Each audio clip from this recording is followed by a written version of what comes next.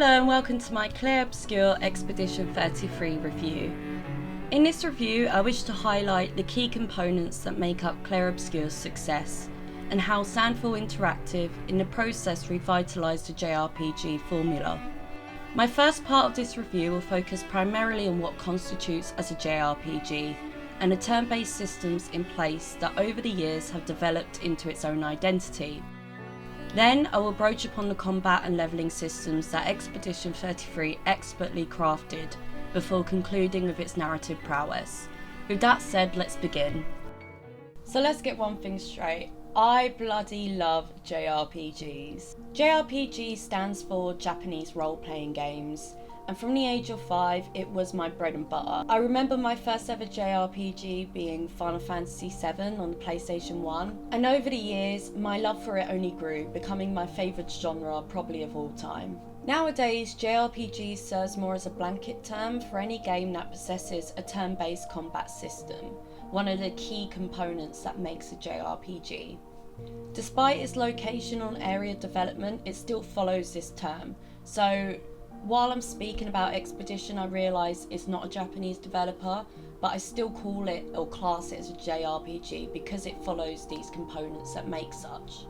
The core influence of Japanese role-playing games within the 1980s, 1990s and the 2000s influenced the whole gaming market as a result of this. However, I'd say from 2010 onwards, games started to deviate from the JRPG formula, employing instead a Western focus on real-time combat and the agency it grants you. So why did Expedition 33 use such a system despite its failing popularity? And why is it this system that makes the game so tremendously successful? If we use Final Fantasy as a mode of reference, one of the most popular JRPGs ever made, you have what is known as an AP gauge. Other euphemisms may be used, but the basis is the same. You must wait for your character's AP gauge to fill up before you can take your turn. This means when it's the enemy's turn, you are going to get a beating. Then back to you and your party to wreak havoc, and on it goes. Final Fantasy, with every new edition, allowed new ways to tailor and customise your party and their roles. For example, the materia system in 7, where you could equip onto your weapons special skills to cater to your playstyle, or the sphere grid in Final Fantasy X. JRPGs allow for dynamic systems to build your party, and the more you progress, the stronger you become, with new skills and magic laid to your disposal. However, it was the malleability of your character's roles that granted the player agency to micromanage their party to how they envision. The roles for most JRPGs are usually as follows. You have your healer, your main DPS damage dealer, your debuffer and your party buffer, in which their focus is to strengthen the party and keep them protected. So, for example, casting a shield that can reduce magical or physical damage, and haste that grants you more turns. Since the very inception of JRPGs, there have been clear roles granted to you, and depending on how you utilise skill systems, levelling and so on, you can become a formidable force by the end of the game, where you usually face like a god, or at least always a fucking god. I don't know why, it's always a god. This sense of progression, the finality of your party in level 99 glory is extremely rewarding and in my case somewhat addictive. I loved level grinding lesser enemies before facing the area boss, and how I could be one shot killed if I did not have the patience to grind. With newly devised editions of the JRPG systems, Sandfall Interactive not only made a game that feels engaging, but fast-paced and fluid. Waiting for your turn has never been so fun. Expedition 33 had learned from the greatest, Lost Odyssey, Final Fantasy and so on. And with these mechanics in place, enhanced the gameplay for modern audiences, revitalising an entire genre in the process. It follows from these beloved systems, yet in the process creates an unmistaken identity that is Expedition 33's alone. So before I begin the systems section, I first want to lay out what Expedition 33 is all about. The city of Lumiere is plagued by a terrible fate, the Gromage. Or the Gommage, it's a bit French, I'm sorry, I think it's Gromage. Once you turn 30, you get zapped, as in dead, which is how I feel turning 30 this year, so it's quite apt. With every Gromage, loved ones die. The expeditions are a last effort to combat the Paintress, whom inflicts a devastating Gromage every year. These expeditions are numbered, highlighting just how many attempts there have been to sail off into the unknown in order to defeat the Paintress. All have failed. As Gustav, you are to embark on your expedition to learn why and how those before failed, and to end a devastating cycle of loss and hardship for the people of Lumiere. Despite the beautiful surroundings and eloquent music, there is a dark sadness that tinges over everything, as the characters written have come to terms with their inevitable deaths, and seek to fight to end the cycle despite this. Inevitably, with the very first few moments of the expedition, chaos and death ensnares you. When all hope seems lost, Gustav comes across other expeditioners from 33, and with the last sense of strength in their hearts, they carry on with their mission for those who came before, and so our story begins. There is one vital addition to the turn-based system of Expedition 33 that exponentially improves the player's real-time involvement: the dodge and parry system. Whereas old school turn-based systems have your character standing around waiting to get hit, Expedition 33 utilises the dodge and parry system. When it's the enemy's turn, you must learn a varied skill set and timings to allow yourself to dodge in time with their strike, or to parry back, which is somewhat harder due to the small time frame you have to do it perfectly. The dodge and parry system helps to fix an age-old problem within the JRPG formula. No matter how overpowered you may think you are in Expedition 33, one wrong move or timing of your enemy's attack and you can very much easily die. I hear many people compare Expedition to the Souls genre, and I somewhat agree with this. One of the most addictive parts of Souls games is dying, and how we learn new ways to progress bosses in doing so. The sense of elation once it finally clicks, where you've died so damn much you know every breath the enemy will take, creates a rewarding structure to the turn-based system. And in doing so, the player is required to really concentrate on the boss's moveset and patterns, creating a sense of urgency and tension to every battle. Dying is therefore encouraged. But this is just one layer to the combat system of Expedition, and there are many layers that create an overall cohesive battle experience. The further you progress on your perilous journey, you will attain what is known as Pictos. I think I'm saying that one right, who knows. A Pictos is a special ability granted to your character, and when equipped can greatly change the dynamic of your party system. So think, for example, a Pictos that can revive your character with 1 HP, or one that allows for greater burn damage. The Pictos system reminds me of Lost Odyssey in the item system, how with an item equipped you can learn a vital skill it provides if you utilise it in battles. Once it's learned, it is a permanent skill buff that you can equip or unequip to your heart's content. Similarly, this is a case of Expedition. Once you fight enough with your Pictos equipped, you can permanently enlist it to your party member. You will find many Pictos on your journey, some that help with healing or others for damage output. This allows for greater customization of your character's role, and with the right Pictos, they could be a healing superpower or a damage dealing monster. The choice is yours.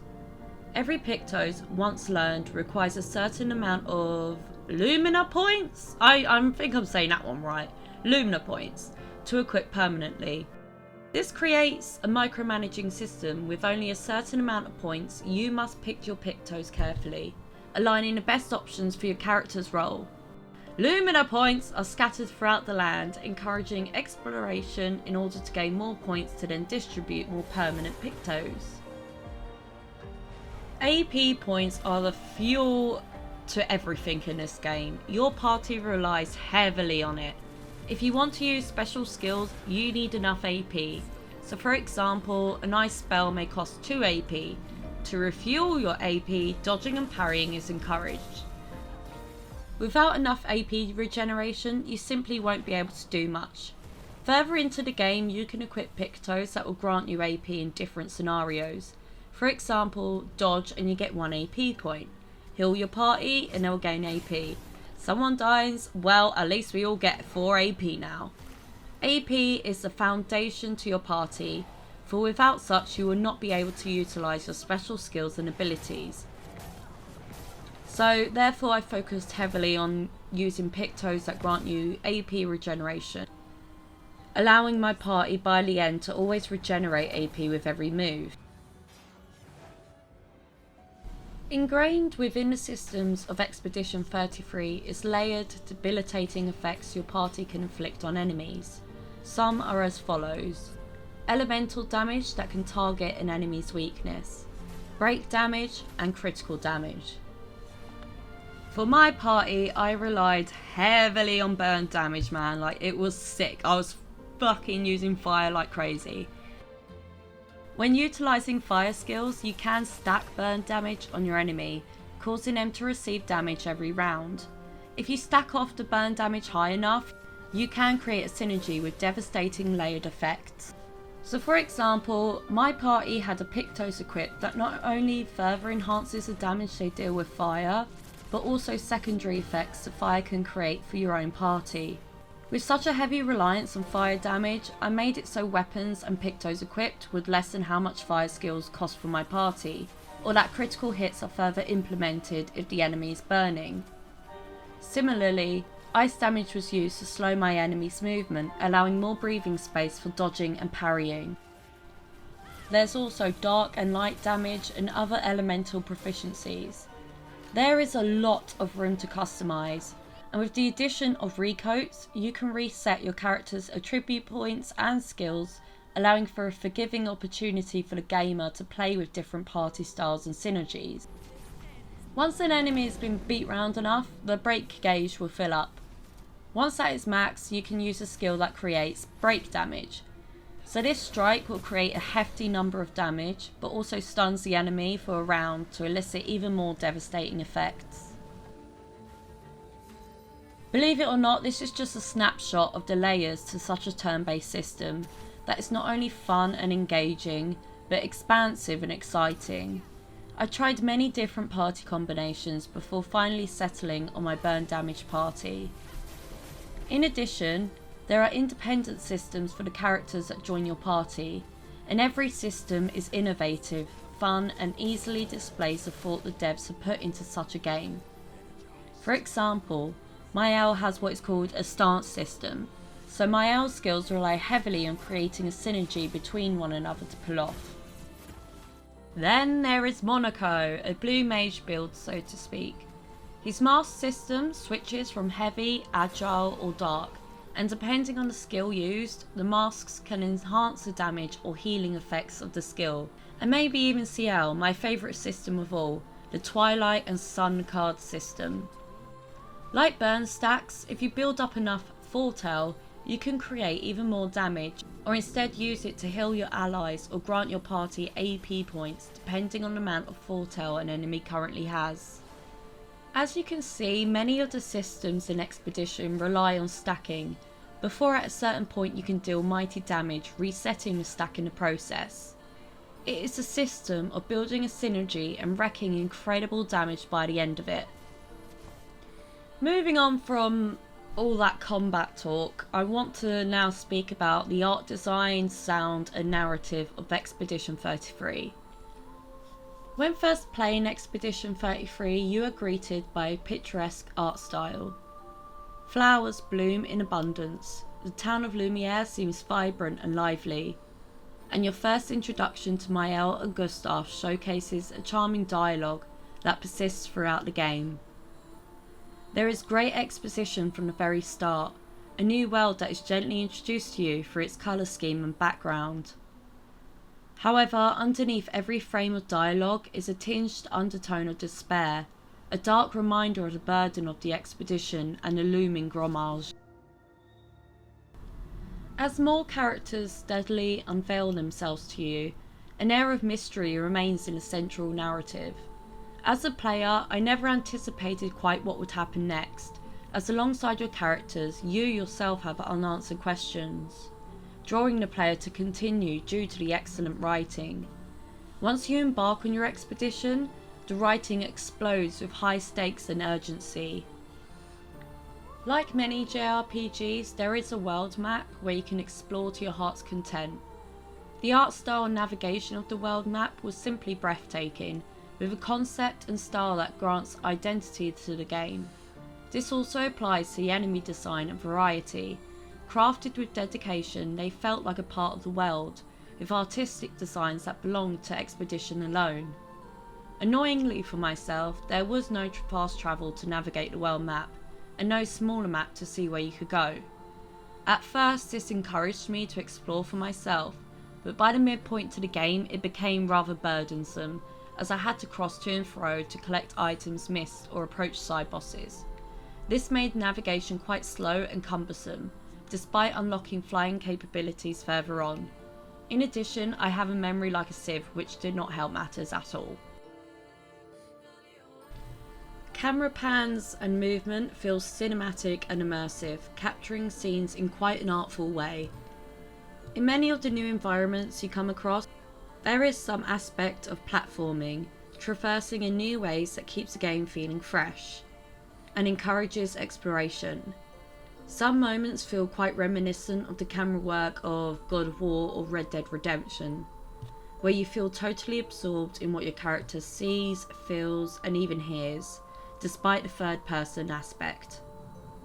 Sandfall are not only incredibly in tune with their own characters, but a conceptual design of the environments as well. As spoken about before, there is a vision and a synergy that Expedition dutifully fulfills. The sound score is hypnotic, beautiful, and very French. You never hear an English person appreciate French, but my god is it good. Tinged throughout the game, it never quite leaves you, only bringing more vibrance and depth to the world you reside. And narratively speaking, overall, Expedition does very well. There are many profound ideas written into the story. These ideas are presented in a pretty steady fashion, making it feel organic as you travel further into the world. Many JRPGs can become lost in the grandeur of their ideas and imagination, especially towards the latter half of the game. Yet for the most part, Expedition remains grounded in how it presents a multitude of themes, many of them dark and quite daunting, under a veneer of charismatic moments. The tone never misses a beat, and besides the combat is one of the best aspects to Expedition 33.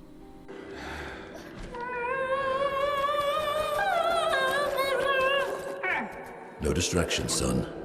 I'm really busy beating up strangers. No. It feels like a game developed by a team who know their product and the story, and because of this, it never deviates from its own identity or purpose.